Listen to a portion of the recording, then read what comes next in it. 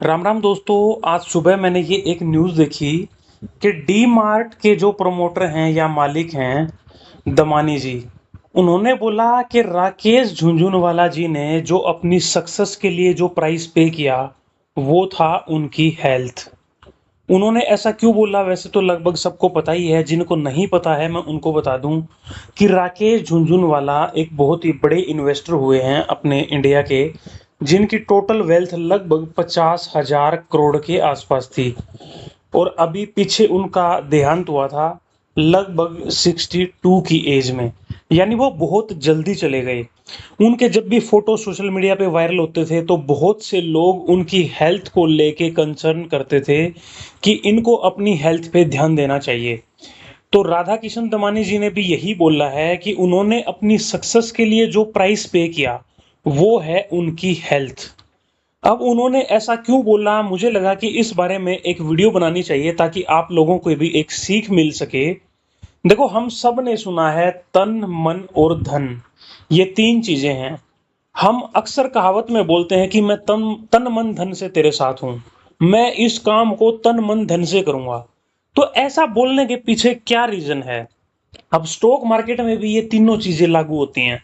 Stock market में देखो, धन तो सबसे इंपॉर्टेंट है ही, उसके बिना तो स्टॉक मार्केट में कुछ हो ही नहीं सकता। लेकिन तन और मन भी दो इक्वली इंपॉर्टेंट चीजें हैं। तो आज केवल हम तन के बारे में बात करेंगे। तन का मतलब है यहाँ पे फिजिकल फिटनेस, और मन का मतलब मेंटल फिटनेस। तो फिजिकल फिटनेस के बारे में आज हम बात करेंगे कि फिजिकली फिट होना इक्वली इंपॉर्टेंट कैसे है।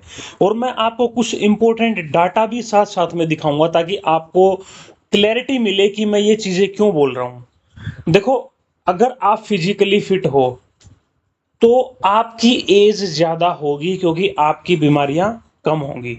ऐसा देखो माना जाता है। ये कोई जरूरी तो नहीं है कि जो फिजिकली फिट नहीं है उसकी एज कम होगी या जो फिजिकली फिट है उसकी एज ज्यादा होगी। लेकिन एक प्रोबेबिलिटी की हम बात करते हैं तो ऐसा मानते ही हैं कि जो फिजिकली फिट है उसकी एज कंपैरेटिवली ज्यादा होगी। अब मान लो कोई बहुत मोटा है, ओबीज है, तो उसमें डायबिटीज, उसमें हाइपरटेंशन यानी बीपी शुगर वगैरह, ये इस टाइप की चीजें, लाइफस्टाइल डिसऑर्डर जिनको हम बोलते हैं, वो होते हैं। और जो बंदा फिजिकली फिट है उसमें ये होने के चांसेस थोड़े कम होते हैं, और बीमारियां कम होंगी तो आप लंबा जियोगे। अब इस चीज का कितना सिग्निफिकेंस है ये आप समझो। देखो, स्टॉक मार्केट में बड़ा पैसा बनाने के लिए तीन चीजें हैं जो मैं हमेशा बोलता हूं। सबसे पहला है आपका प्रिंसिपल या आपकी कैपिटल, कि आपके पास कितना पैसा है। मान लो आज किसी के पास 1 करोड़ रुपया है और उसको 25% रिटर्न मिले अगले 10 साल तक, तो उसका ये पैसा 10 गुना यानी 10 करोड़ रुपया हो जाएगा। अब किसी के पास पैसा ही 1 लाख रुपया है और उसको 25% रिटर्न मिले 10 साल तक, तो उसका पैसा सिर्फ 10 लाख होगा। यानी पहले जिसके पास कैपिटल बड़ा है या प्रिंसिपल बड़ा है उसके चांसेस उतने ही फेयर हैं, उतने ही ज्यादा हैं बड़ा पैसा बनाने के। तो पहली चीज हो गई ये। दूसरी चीज जो है वो है टाइम। टाइम किसके पास कितना ज्यादा है। अब मान लो किसी के पास 10 साल है ही नहीं, किसी के पास सिर्फ 5 साल है, तो 5 साल में उसका पैसा 10 गुना तो नहीं होगा। देखो, होने को हो भी सकता है लेकिन हम 25% के हिसाब से कैलकुलेट कर रहे हैं, ठीक है।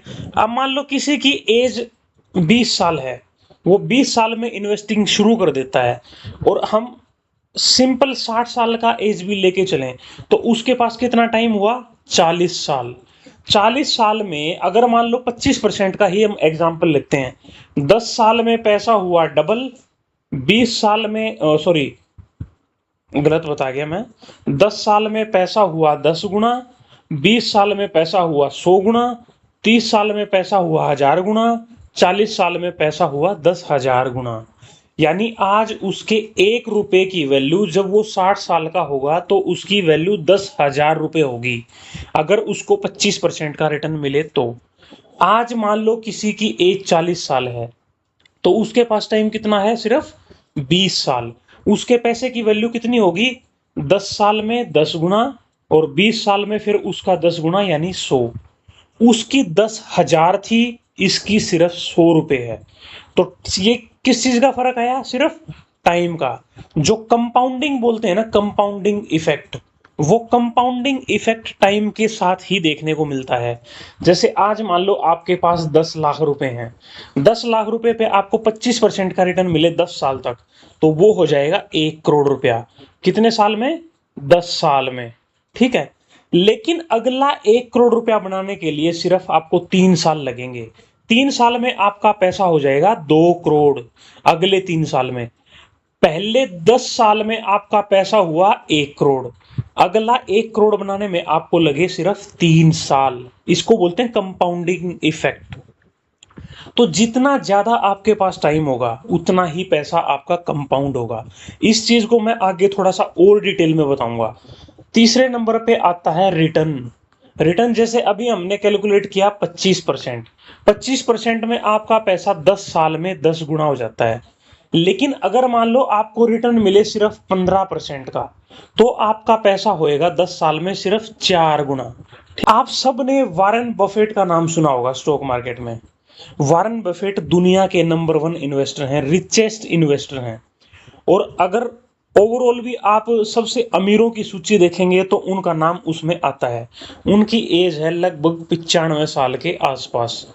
जब उनकी एज 60 साल थी ना, उसके बाद तो उनका नाम थोड़ा आना शुरू हुआ था अमीरों की लिस्ट में। मतलब लिस्ट में, मतलब टॉप में नहीं जैसे आज टॉप में है। मतलब जैसे राकेश झुनझुनवाला जी का नाम था आज, भाई इतने बड़े इन्वेस्टर हैं इंडिया में, तो ऐसे उनको लोग थोड़ा जानने लगे थे कि हाँ भाई ये भी कोई बड़े इन्वेस्टर हैं। और दूसरी बात, मुकेश अंबानी और अडानी जी की एज लगभग 68 के आसपास है। अंबानी जी की एज 67 68 के आसपास। आज उनके पास 8 लाख करोड़ रुपए हैं। और आपको पता ही है दुनिया के सबसे अमीर आदमियों में टॉप 10 में इनका नाम रहता ही रहता है। अब एक बार मैं आपको राकेश झुनझुनवाला जी का एग्जाम्पल लेके चलता हूँ। उनकी एज थी 62 और उनके पास पैसा था 50,000 करोड़ रुपए। अगर मान लो वो 92 साल की एज तक हमारे बीच होते, जैसे वारेन बफेट जी 95 साल से ज्यादा के हो चुके हैं, हम 92 का एग्जाम्पल लेके चलते हैं, तो यहां से उनके पास 30 साल और होते। 30 साल में हम 25% का नहीं, हम सिर्फ 15% का रिटर्न लेके चलेंगे। क्योंकि बड़े पैसे पे 25% रिटर्न बनाना थोड़ा मुश्किल होता है। लेकिन 12 से 13% तो अपना इंडेक्स ही दे रहा है, सेंसेक्स या निफ्टी। तो वो इतने बड़े इन्वेस्टर थे तो हम मान के चलेंगे कि वो 15% रिटर्न तो निकाल ही लेते। अगर 15% रिटर्न आप निकाल रहे हो तो 5 साल में आपका पैसा डबल हो जाएगा, 10 साल में आपका पैसा 4 गुना हो जाएगा, 15 साल में आपका पैसा 8 गुना हो जाएगा, और 20 साल में आपका पैसा 16 गुना हो जाएगा, 25 साल में आपका पैसा 32 गुना हो जाएगा, और 30 साल में आपका पैसा 64 गुना हो जाएगा। आज उनके पास कितना वेल्थ था? 50,000 करोड़ रुपए। इसका 64 गुना वेल्थ होता। 64 गुना, ये समझ रहे हो ये कितनी वेल्थ होती है? मुकेश अंबानी जी के पास 8 लाख करोड़ रुपया है और उनके पास 32 लाख करोड़ रुपया होता है। यानी आज जितनी मुकेश अंबानी जी के पास वेल्थ है ना, उसका भी 4 गुना होता। मतलब अगर वो 92 साल की उम्र तक हमारे बीच होते तो दुनिया के टॉप 10 में उनका नाम जरूर होता। और आज देखो, आज इंडिया के टॉप 10 में भी उनका नाम नहीं आता, और कहां वर्ल्ड के टॉप 10 में उनका नाम होता। तो मेरा ये बताने का यहाँ पे सिर्फ एक ही मकसद है कि जो कंपाउंडिंग इफेक्ट है उसको समझो। वो सिर्फ टाइम के साथ होती है। कंपाउंडिंग या तो रिटर्न से होएगी या टाइम से होएगी। रिटर्न देखो आप एक लिमिट तक बना सकते हो।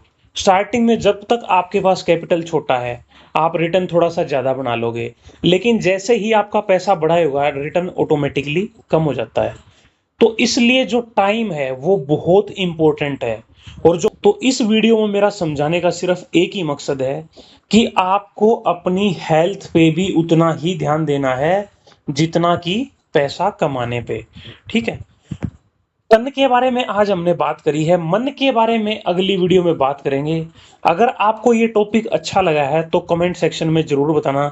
देखो हर वीडियो में हम कोई शेयर का डिस्कस करें, हम किसी स्ट्रेटजी का डिस्कस करें, ये पॉसिबल नहीं है। और कितनी ही स्ट्रेटजी, कितने ही शेयर आप रख लोगे, कितना सीख लोगे? स्टॉक मार्केट 70% गेम है साइकोलॉजी का, 30% गेम है नॉलेज का। ठीक है, अगर सिर्फ और सिर्फ नॉलेज का गेम स्टॉक मार्केट होता तो जितने भी बड़े जो ज्ञानी लोग हैं, इकोनॉमिस्ट हैं, जिनको कॉमर्स की समझ है, जो इस बैकग्राउंड से है, तो वही लोग शेयर मार्केट से पैसा कमा रहे होते। जबकि सच्चाई ये है कि जो स्टॉक मार्केट से बड़ा पैसा बना रहे हैं उनमें से बहुत बड़े बड़े इकोनॉमिस्ट कोई भी नहीं है। वारेन बफेट खुद बहुत बड़े इकोनॉमिस्ट नहीं है।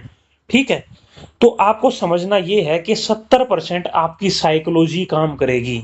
ठीक है, तो इसलिए ये सारी चीजें समझनी आपको बहुत जरूरी हैं। जो ज्यादातर लोग जो ये गैम्बलिंग करते हैं ना फ्यूचर एंड ऑप्शन में, वो अगर मान लो किसी के पास छोटा पैसा है, 10-20 हजार है, 50 हजार है, 1 लाख है, वो सोचता है मैं जल्दी से फ्यूचर ऑप्शन करके जल्दी से बड़ा पैसा बना लूं, उसके बाद मैं कम रिस्क लूंगा। जबकि ऐसा होता ही नहीं है। छोटा पैसा है, आप कम रिस्क लो और पैसा कमाने पे ध्यान दो। जितना पैसा कमाओगे उतना बचाओगे, उतना शेयर मार्केट में लगाओगे। शेयर मार्केट क्या है? एक बिजनेस है। बिजनेस में जितना ज्यादा पैसा लगाओगे उतना ही बड़ा आपका बिजनेस होगा। तो उम्मीद करता हूं ये सारी चीजें आपको क्लियर हुई होंगी और कुछ सीख आपको इस वीडियो से मिली होगी। अगर अच्छा लगे तो कमेंट जरूर करना। फिर अगली वीडियो में हम मन के बारे में बात करेंगे।